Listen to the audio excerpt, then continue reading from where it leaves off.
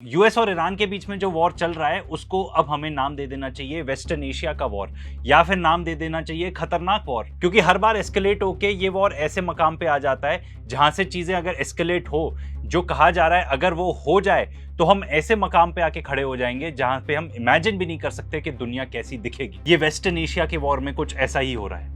US और Israel अब plan कर रहे हैं जॉइंट स्ट्राइक्स ईरान की एनर्जी साइट्स के ऊपर, एंड हो सकता है ये स्ट्राइक्स कैरी आउट की जाएं इसी वीकेंड पर। अब कॉन्ट्राडिक्टरी रिपोर्ट्स ये भी हैं, सीएनएन बता रहा है कि भाई बम बरसाएगा अमेरिका, और प्लानिंग कौन कर रहा है? यूएस और इजराइल इकट्ठे प्लानिंग कर रहे हैं। क्योंकि देखो, इजराइल एक छोटू सा पिद्दू सा देश है, उसकी दम नहीं है कि जाके बॉम्बार्ड कर सके ईरान की एनर्जी फैसिलिटीज को। क्योंकि वो जानता है कि अगर ईरान ने सोच लिया कि इजराइल की एनर्जी फैसिलिटीज को खत्म करना है या वहां की कोई भी ऐसी नेसेसरी फैसिलिटीज को खत्म करना है, तो वो छोटा सा देश है, मिनटों का काम है ईरान के लिए। मुझे तो लगता है इजराइल के लोग अमेरिका के मिलिट्री में भी मौजूद हो सकते हैं, क्योंकि एडमिरल कूपर जो है, जो बेसिकली सेंटकॉम का कमांडर है अमेरिका का, वो प्लान कर रहा है 10 to 14 days of intensive air strikes carry out की जाएंगी ईरान के ऊपर। एंड उनको ऐसा लगता है कि भाई अब इस टाइप के जो हम अटैक करेंगे उससे कहीं ना कहीं हमको नेगोशिएशन में हेल्प मिलेगी। एंड ये जो एडमिरल कूपर है क्या बता रहा है कि भाई हम ऐसा अटैक करेंगे कि जो ईरान की मिसाइल कैपेबिलिटीज है उसको अफेक्ट करेंगे। अरे भाई, वो मिसाइल साइलोस पूरे अंदर हैं, आपने इतने बम्बर्स आके देख ली, कुछ भी नहीं कर पाया। अब ईरान भी ये कह रहा है कि भाई अगर ऐसे टाइप का अटैक होगा तो हम भी कॉम्प्रहेंसिव प्लानिंग कर चुके हैं, आसपास की जितनी एनर्जी साइट्स है हम सबको तबाह कर देंगे। बेसिकली वो ये कहना चाह रहे हैं कि अगर आप हमको कई साल पीछे ले जाओगे तो हम इस पूरे रीजन को कई साल पीछे ले जाएंगे। एंड खतरनाक बात इस वॉर की है कि ये एक्सपैंड होते जा रहा है। सबसे पहले यूएस एंड इजराइल ने मिलकर ईरान के ऊपर अटैक किया, ठीक है। ईरान ने जो आसपास इनके एलाइज थे उनके ऊपर भी अटैक किया, ठीक है। फिर कहीं ना कहीं जाके एक एमओयू हो जाता है, सीज फायर हो जाता है, पर उसके बाद फिर से रीइग्नाइट हो जाती हैं चीजें। यूएस के जहां जहां पे बेसेस हैं वो सारे देश तो इन्वॉल्व होते ही हैं, येमेन भी इन्वॉल्व हो जाता है, एंड अब इराक भी इन्वॉल्व हो गया। अब रिपोर्ट्स ये हैं कि यूएस और सऊदी अरेबिया ने मिलकर इराक के ऊपर अटैक किया है, एंड ये लोग कह रहे हैं कि भाई जिनको हमने अटैक किया है वो ईरान के ही प्रॉक्सीज है, बट असली में वो इराकी फोर्सेज ही हैं, इराक के PMU, popular mobilisation units. And कहा जा रहा है कि वहां पे 20 मेंबर इस पीएमयू के शहीद हो गए एंड 32 वुंडेड है। तो भाई हम इस मकाम पे आए कैसे?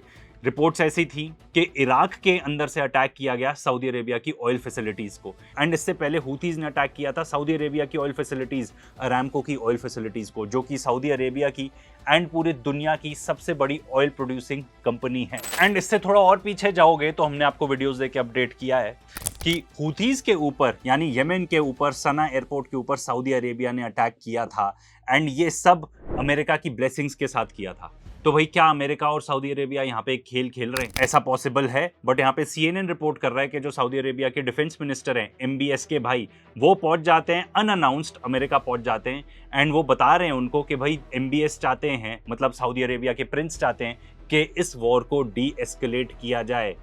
हो सकता है थोड़ा बहुत एस्केलेट करने के बाद सऊदी अरेबिया को ये रियलाइज हो गया कि भाई जितने भी एयर डिफेंसेस हैं वो चलते तो हैं नहीं, कोई पॉइंट नहीं है कि आप अमेरिका के ऊपर रिलाई करो for your own defence. And मिनटों में इनकी जो कुर्सी है, जो राजा बने हुए हैं ये सऊदी अरेबिया के, मिनटों में ये खत्म हो सकता है अगर ईरान एंड उसके जितने भी प्रॉक्सीज हैं या इराक, जो भी सब लोग जो अटैक कर रहे हैं सऊदी अरेबिया को, अगर वो डिसाइड कर लें कि उनकी ऑयल फैसिलिटीज को खत्म कर देना है तो।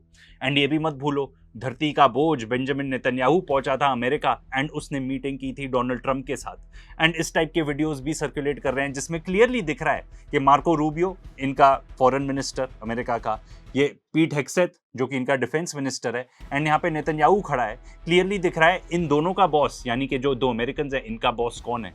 इन दोनों का बॉस एक इजरायली है, war criminal Benjamin Netanyahu. Anyways, coming back to the point, Saudi Arabia पर काफी सारे अटैक्स हुए हैं। इनफैक्ट इतने तक रिपोर्ट्स हैं कि रियाद इंटरनेशनल एयरपोर्ट के ऊपर कुछ एक्सप्लोजन्स हुए। अब ये क्लियर नहीं है कि किसने ये अटैक किया, एंड असली में कोई मिसाइल या ड्रोन अटैक कैरी आउट किया गया था रियाद इंटरनेशनल एयरपोर्ट पर काफी टाइम तक ये एयरपोर्ट बंद भी रहा। जो सऊदी अरेबिया की इकोनॉमी है वो 4.8% कॉन्ट्रैक्ट कर चुकी है कंपेयर टू लास्ट ईयर।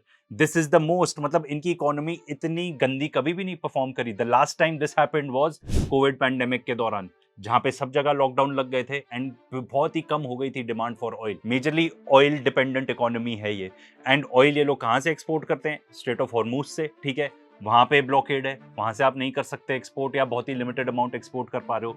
तो ये बहुत सारा ऑयल, इनके पास एक पाइपलाइन है, ईस्ट वेस्ट पाइपलाइन, तो ये जितना भी ऑयल था वो पंप करते थे to the west coast, and वहां से जो रेड सी का रूट है, जो बेसिकली बाब अल मंदेब स्ट्रेट के थ्रू, वहां से पंप कर रहे थे पूरा ऑयल। एंड सऊदी अरेबिया अब भी कोशिश करता है कि बाब अल मंदेब स्ट्रेट से वो अपना थोड़ा ऑयल एक्सपोर्ट कर ले, बट उनके जितने भी ऑयल टैंकर्स हैं उनको फोर्स कर दिया जाता है टू चेंज डायरेक्शन।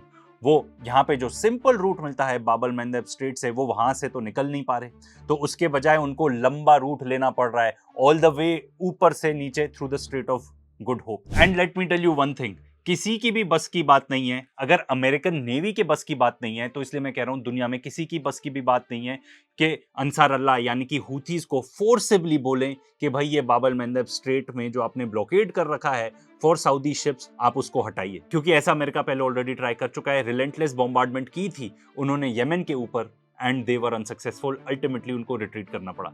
पूरा वीडियो बनाए, जरूर चेकआउट